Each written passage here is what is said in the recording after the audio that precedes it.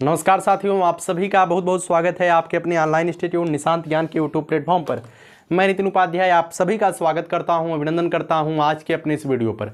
मित्रों, आज के वीडियो का टॉपिक आपकी लगातार जो आपके क्वेरीज हैं उन क्वेरीज को हम हल करने का प्रयास कर रहे हैं। हमारी तरफ से आपके परीक्षा ओरिएंटेड जितनी भी चीज़ें थी वो दी जा चुकी हैं। कुछ अगर आपके लिए लगता है कि और एक्स्ट्रा हो सकता है, मैं वो करने का प्रयास करूंगा, लेकिन मुझे एकदम भी यह महसूस नहीं होता है कि अब आपको अपना समय बर्बाद करना चाहिए। आपका जो है आज 6 तारीख हो गए, 7, 8 2 दिन का समय है, उसके बाद आपका जो है एग्ज़ाम है। आप अपने एग्ज़ाम पर पूर्णतः मनोयोग से लगे रहिए, क्योंकि अगर आप जो है आपके सामने अगर बैक लगता है तो कैसी कैसी समस्याएं होंगी, उसी समस्याओं के बारे में भी हम बात करेंगे। और हमसे कुछ बच्चे नाराज़ इस वजह से हैं क्योंकि कुछ बच्चे बीएड के कैंडिडेट भी हमसे जुड़े हुए हैं। कुछ लगातार हमसे यह बोल रहे हैं कि भैया आप बीएड के लिए कुछ स्पेशल नहीं कर रहे हैं, और जो आप यूपी टेट की श्रृंखला चला रहे थे उस यूपी टेट की श्रृंखला को तो आपने घुन लगा दिया, अर्थात ब्लॉक कर दिया है, उसे भी चलाइए। तो आपकी सभी बातों का हम जो है निराकरण करने वाले हैं। जो भी आपके अंदर भ्रम चल रहा है, हम आपके लिए क्या करने वाले हैं, भविष्य की रणनीति पर बात कर सकते हैं। और बेसिकली हम आपके ओवरऑल पूरा डिस्कस करेंगे कि निशांत ज्ञान के वीडियोज अब आगे आपको किस किस तरीके से मिलेंगे और क्या हमारी रणनीति रहने वाली है। ठीक है, चलिए मित्रों, मैं आपको बता दूं सबसे पहले तो आपका एडमिट कार्ड कब तक आएगा। मित्रों 7 तारीख को, कल 7 तारीख है, कल और 8 तारीख को, इन 2 दिन में आपका जो है एडमिट कार्ड मिल जाएगा निश्चित रूप से। कुछ लोग पूछ रहे थे भैया हमारे स्कूल का सेंटर कहाँ गया है। जो सेंटर की लिस्ट आई है उसमें विद्यालय का सेंटर नहीं दिया गया है। आपके ज़िले में कितने सेंटर बनाए गए हैं ये तो पता है, लेकिन कौन कौन से विद्यालय के सेंटर किस विद्यालय में गए हैं ये तो नहीं पता है। तो मैं आपको बता दूं ये चीज़ें आपके एडमिट कार्ड से ही पता चलेंगी। कोई भी आपको बताता है तो बिल्कुल अफवाह है, आपके एडमिट कार्ड से पता चलेगा कि आपके विद्यालय का सेंटर कहाँ गया है। ठीक है, केवल यह बताया गया है उस लिस्ट में कि आपके ज़िले में कितने सेंटर बनाए गए हैं, बस। ठीक है, तो चलिए, उम्मीद है कि आप पता पा गए होंगे कि आपका 7-8 तारीख में जो है तभी आएगा, और ऐसे डीएलएड का एडमिट कार्ड ऐसे ही आता है। ठीक है, सेंटर कहाँ है ये आपको उसी समय पता चलेगा जब आपका जो है एडमिट कार्ड आएगा। मित्रों सबसे बड़ी बात यह है, एक बच्चा पूछ रहा था कि भैया अगर हम जो है एक, जैसे कि आपकी जो है संस्कृत सब्जेक्ट में, मान लीजिए ऐसा किसी के साथ नहीं होना चाहिए, हमारे सभी बच्चे, अगर कोई भी बच्चा संस्कृत में या किसी सब्जेक्ट में बैक होता है तो जान लीजिए हम फेल होते हैं, ऐसी मुझे महसूस होगा। लेकिन बाय द वे ऐसा हो सकता है किसी के साथ। आपके क्वेरीज थे, मैं बता रहा हूँ। जैसे कि आपका एक विषय संस्कृत में बैक लग जाता है, तो कुछ बच्चे पूछ रहे थे क्या पूरा सेमेस्टर ही हमें बैक करना पड़ेगा। तो बिल्कुल नहीं, आपका अगर एक सेमेस्टर में एक विषय में बैक लगता है तो आप सेमेस्टर बैक नहीं होंगे, आप जो है अगले सेकंड सेमेस्टर का एग्जाम देंगे। ठीक है, जैसे कि फर्स्ट सेमेस्टर में आप संस्कृत विषय में बैक हो जाता है तो सेकंड सेमेस्टर की परीक्षा आप जरूर देंगे अपने साथियों के साथ। ठीक है, आप अपने साथियों के साथ सेकंड सेमेस्टर की परीक्षा देंगे, लेकिन जब 2022 बैच का फर्स्ट सेमेस्टर का एग्जाम होगा तो उसमें जो है आपको बैक संस्कृत का पेपर देना पड़ेगा, बस यही होता है ना। तो उम्मीद है आप समझ पाएंगे कि कैसे आपको होता है। लेकिन अगर आप जो है पूरा सेमेस्टर कब बैक होता है, पूरा सेमेस्टर आपका तब बैक होगा जब आप पूरा, मतलब कि जैसे कि आपने नाम लिखाया, नाम लिखाने के बाद आप पूरे मौज कर रहे थे, आप बीटीसी कर रहे हैं, तो आप अपने पास पड़ोस में बता रहे थे कि अब हम ट्रेनिंग कर रहे हैं, 2 साल बाद हम टीचर बन जाएंगे, आपने पढ़ाई लिखाई नहीं किया। तो बिल्कुल जायज़ सी बात है, आपका जो है 3 या 4 सब्जेक्ट में बैक लगने वाली है। और जब 3 या 3 से अधिक, ठीक है, 3 या 3 से अधिक सेमेस्टर, मतलब कि विषयों में बैक लग जाता है, तब आपका क्या होगा समझते हैं। तब आप सेकंड सेमेस्टर का एग्ज़ाम नहीं दे पाएंगे, तब आप जो है सेकंड सेमेस्टर का एग्ज़ाम नहीं दे पाएंगे। ठीक है, तब आप सेकंड सेमेस्टर का एग्ज़ाम नहीं दे पाएंगे, तब आपको जो है अगले वर्ष 2022 में पहले प्रथम सेमेस्टर कंप्लीट करना पड़ेगा। ठीक है, ऐसा होता है। 1-2 सेमेस्टर में बैक लग जाए तो उसे जो है पूरा कर लिया जाता है, अगला सेमेस्टर का आप एग्जाम जरूर दे पाएंगे। लेकिन अगर 3, 4, 5 विषयों में लगातार बैक लग जाए तो आप अगले सेमेस्टर के लिए वैलिड नहीं होते हैं। आपको क्या करना पड़ता है, आपको फिर से जो है अगले सेमेस्टर में सेकेंड सेमेस्टर का एग्जाम आप नहीं दे पाएंगे, फिर से फर्स्ट सेमेस्टर का एग्जाम जब पास होंगे तभी जाकर के आपको आगे मौका दिया जाएगा। ऐसा होता है, ठीक है, नियम है। और एक बच्चा पूछ रहा था कि कितना मौका मिलता है सेमेस्टर पास करने के लिए। मित्रों मैं आपको बता दूं, हर एक सेमेस्टर को पास करने के लिए आपको 3-3 मौके दिए जाते हैं। जैसे आप प्रथम सेमेस्टर आप 3-4 सब्जेक्ट में लगातार फेल हो जाते हैं, क्लियर नहीं होता है, दोबारा से आप प्रथम सेमेस्टर में बैक लगती है, दोबारा से आप करते हैं, ठीक है, तब भी फेल हो जाते हैं। तिबारा से आप करते हैं तब भी फेल हो जाते हैं, चौबारा आपको मौका नहीं मिलेगा, 3 बार से ज़्यादा आपको मौका नहीं मिलेगा। अच्छा, एक बच्चा पूछ रहा था हमसे, वो क्वेरी कर रहा था कि अगर भैया क्या 3 बार सेमेस्टर बैक का मौका मिलता है, क्या एक सेमेस्टर में मिलता है या हर सेमेस्टर में मिलता है? तो मैं आपको बता दूं, हर सेमेस्टर में आपको 3 बार मौका मिलेगा। ठीक है, मतलब ओवरऑल तो आपको 3 चौक 12 बार मिल सकता है मौका, लेकिन आप अगर इतने बुद्धिमान टाइप के हैं कि 12 बार आपको मौका लेना है तो आपके ऊपर है।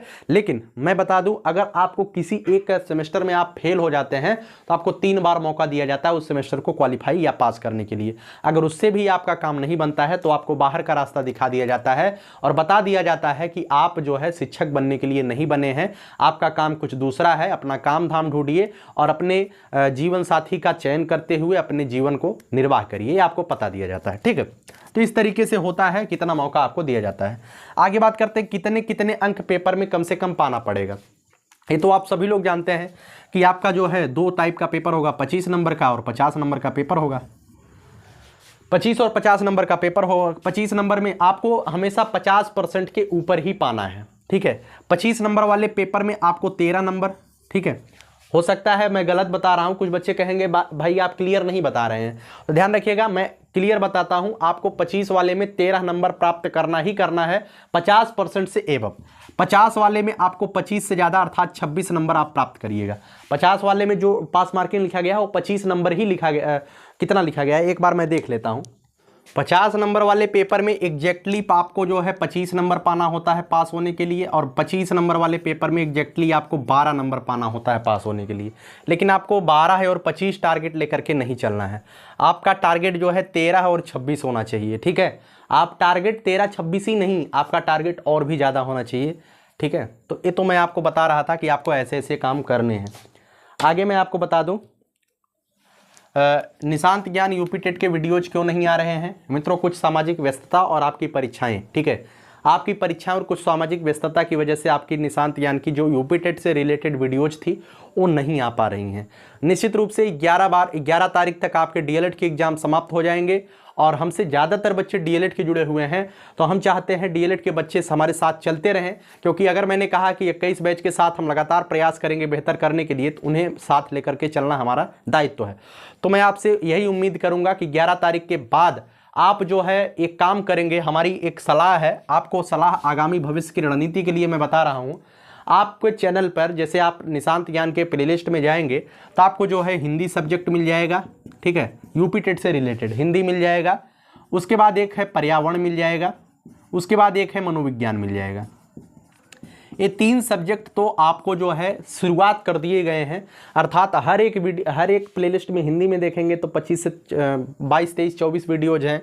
मनोविज्ञान में भी लगभग वही हाल है, मतलब कि लगभग 25 से 30 वीडियोज के करीब हैं। अभी मनोविज्ञान की श्रृंखला जब शुरू करूंगा तो और पढ़ाऊंगा। पर्यावरण में भी वीडियोज हैं। आपको सलाह दी जाती है, आपकी परीक्षा जब समाप्त होती है तो आप, कुछ बच्चे तो डिप्रेशन में जाएंगे क्योंकि उनका एग्जाम खराब बनेगा, कुछ बच्चे बेहतर करके आएंगे, तो आप यूपी टेट की तैयारी के लिए लगिएगा। और आपको जो है सेमेस्टर एग्जाम पहली बार आप देंगे तो आपको पता चलेगा यार कुछ नहीं होता है, एक दिन पढ़ करके आप पास हो सकते हो, अगर आपका बैकग्राउंड जो है प्रतियोगी परीक्षाओं का रहा हो। और अगर नहीं रहा हो तो आप 1 घंटे अगर प्रतिदिन अनवरत रूप से मेहनत करते हैं अपने सेमेस्टर एग्जाम पे, तो आप 90% आसानी से सिक्योर कर पाएंगे। ये मैं पूरे अनुभव के साथ बोल रहा हूं। और मैं आपको बता दूं, हिंदी, पर्यावरण, मनोविज्ञान के जितने भी वीडियोज पड़े हुए हैं, आपको एक सलाह दी जाती है, आपकी परीक्षा समाप्त होने के बाद आप इसका नोट्स जरूर बनाइएगा, है ना। जैसे कि मैं, जब आपकी परीक्षा समाप्त हो जाएगी, सबसे पहले मैं आपके जो है पर्यावरण को जो है पर्यावरण की श्रृंखला को आगे बढ़ाऊंगा।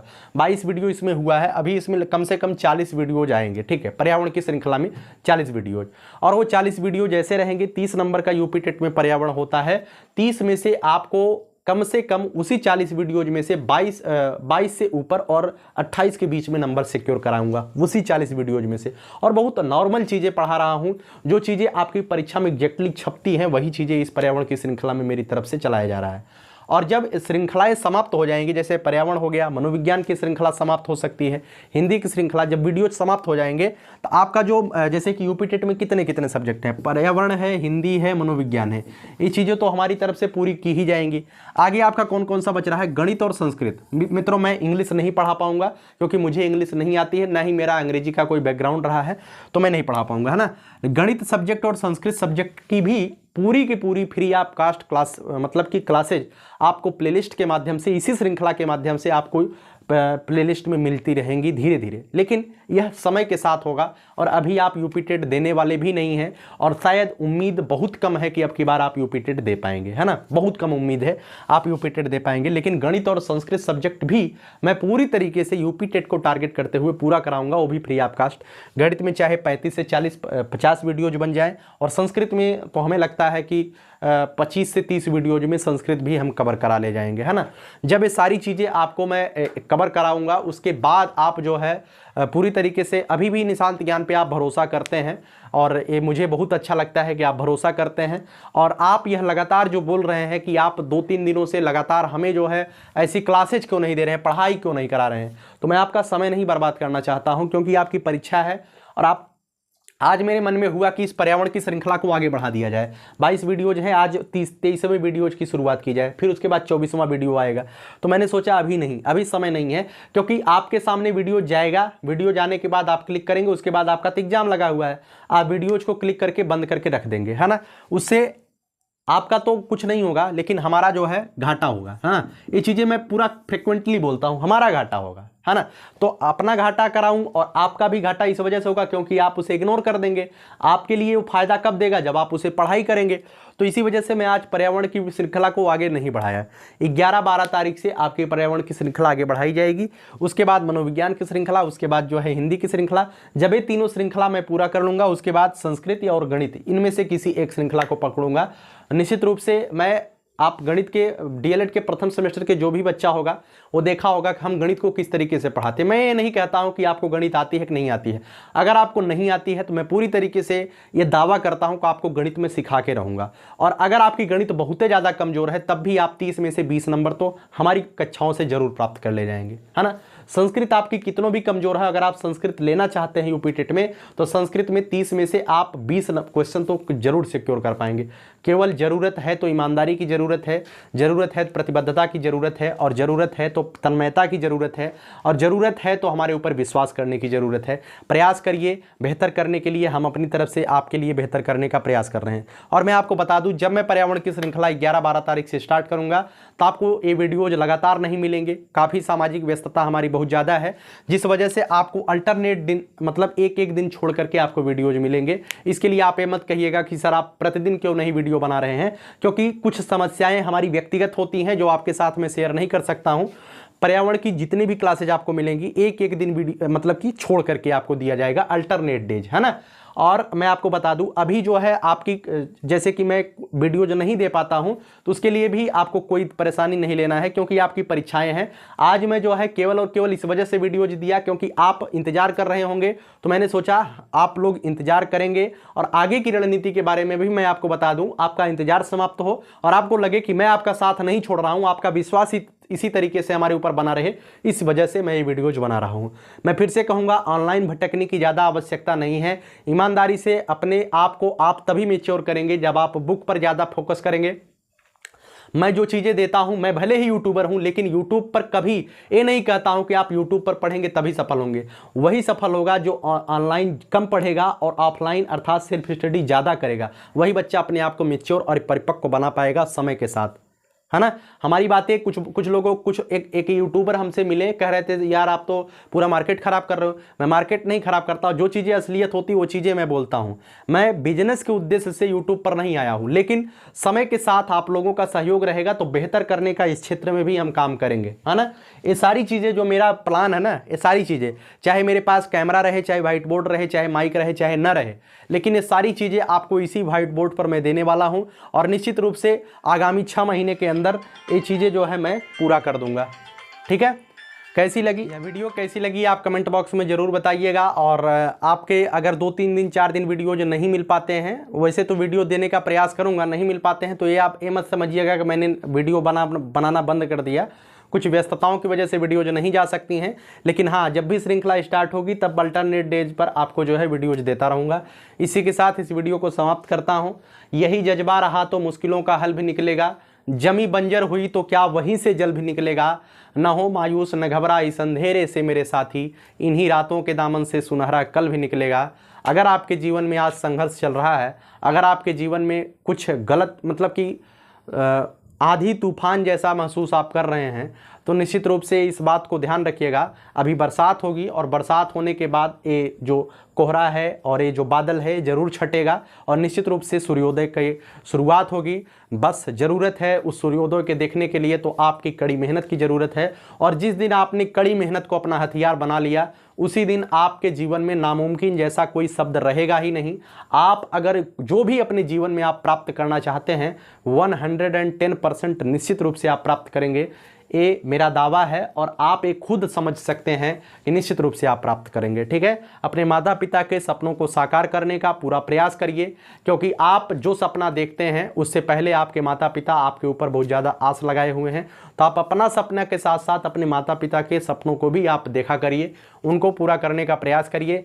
आपका मोटिवेशन आपके माता पिता का चेहरा हो सकता है, उसके अतिरिक्त आपके जीवन में आपका कोई मोटिवेशन नहीं हो सकता है। बस आपको कुछ भी करना है, आपका तो जीवन बेहतर होगा ही, साथ साथ आप अपने माता पिता के जो अब धीरे धीरे उनकी एज कम हो रही है, मतलब बुढ़ापे की तरफ जा रहे हैं, तो उनको भी सहारा की ज़रूरत है और बहुत जल्द आप सफल होकर के उनके लिए सहारा बने और उनके समस्त कार्यों को जो है टेक ओवर करें और अपने जीवन में बेहतर करने का प्रयास करें। बहुत बहुत धन्यवाद। जय हिंद, जय भारत।